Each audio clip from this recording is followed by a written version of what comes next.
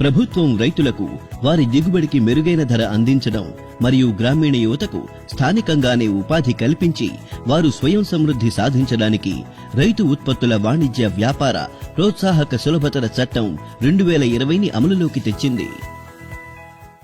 मेरे देश का किसान जो उत्पादन करता था न वो अपनी मर्जी से बेच सकता था, न अपनी मर्जी से जहां बेचना चाहता था वहां बेच सकता था.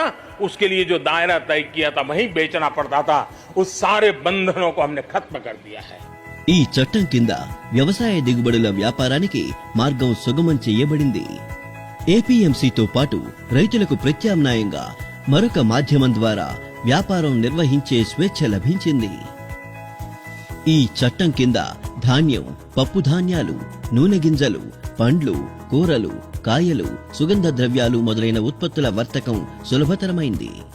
దీంతో పాటు పాల ఉత్పత్తులు, మేకల పెంపకం, పందుల పెంపకం సంబంధిత ఉత్పాదనల వర్తకం కూడా సులభతరమైంది. వీటితో పాటు పశువుల దాణా, ముడి పత్తి, పత్తి విత్తనాలు, ముడి జనపనార మొదలైన వాటి వర్తకం కూడా జరుగుతోంది. ఇప్పుడు రైతులు, వ్యాపారులు ఏపీఎంసీ మార్కెట్ పరిసరం వెలుపల కూడా వ్యాపారి, ఎగుమతిదారు, ప్రాసెసర్ మరియు చిల్లర వ్యాపారులు మొదలైన వారితో క్రయ విక్రయాలు చేయగలుగుతారు. ఈ వ్యాపారం వాణిజ్య ఉత్పత్తి ప్రదేశం, సేకరణ, ఫార్మ్ గేట్, ఫ్యాక్టరీ పరిసరం, గిడ్డంగి, సైలో, కోల్డ్ స్టోరేజ్ అంటే శీతల గిడ్డంగి మొదలైన ప్రదేశాల్లో చేయబడుతోంది. ఈ చట్టం క్రింద వ్యాపారం చేయడానికి పలు ప్రత్యేక నిబంధనలు రూపొందించబడ్డాయి. అంటే వ్యాపార రంగంలో ఏ వ్యాపారి వద్ద పాన్ కార్డు ఉంటుందో ఆ రైతు లేదా మరే ఇతర వ్యాపారితో కలిసి వ్యాపారం చేయవచ్చు.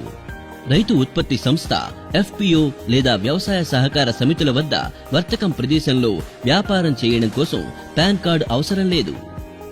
వ్యాపారుల లావాదేవీలు, చెల్లింపుల కోసం ఎలక్ట్రానిక్ ట్రేడింగ్ సౌకర్యం నిబంధన ఉన్నది. దీంతో లావాదేవీలలో పారదర్శకతతో పాటు దీని పూర్తి రికార్డు కూడా నమోదవుతుంది. ఈ చట్టానికి కనీస మద్దతు ధరతో ఎటువంటి సంబంధం లేదు. రైతులకు ఎంఎస్పీ లభిస్తూ ఉన్నది. అలాగే దీని ద్వారా సేకరణ కొనసాగుతుంది. మార్కెట్ వ్యవస్థ మునుపటిలాగానే కొనసాగుతుంది.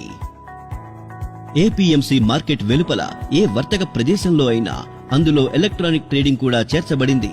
రైతులకు ఎటువంటి ఛార్జీలు లేదా సెస్సులు విధించబడవు. ఈ చట్టం యొక్క ఏ నిబంధననైనా ఉల్లంఘిస్తే వారికి జరిమానా విధించే నిబంధన కూడా ఉన్నది. చర్చలు మరియు అభిప్రాయ భేదాల పరిష్కారానికి సయోధ్య బోర్డులో నిబంధన ఉన్నది. అందులో రైతులు స్థానిక ఎస్డీఎం వద్ద తమ ఫిర్యాదులను చేయవచ్చు. రైతులు ఇప్పుడు తమ మొబైల్లో కూడా వ్యాపారాన్ని నిర్వహించవచ్చు. రైతు ఉత్పత్తుల వాణిజ్య వ్యాపార ప్రోత్సాహక సులభతర చట్టం 2020 రైతుల స్వేచ్ఛకు చట్టం. ఇప్పుడు రైతులు తమ పంటను ఎక్కడైనా ఎవరికైనా అమ్మవచ్చు. ఇప్పుడు రైతు ఎవరి మీదో ఆధారపడడానికి బదులు పెద్ద ఆహార ఉత్పత్తి సంస్థలతో భాగస్వాములుగా కలిసి ఎక్కువ లాభం పొందుతారు. సాధికార అన్నదాత, స్వయం సమృద్ధ భారతం.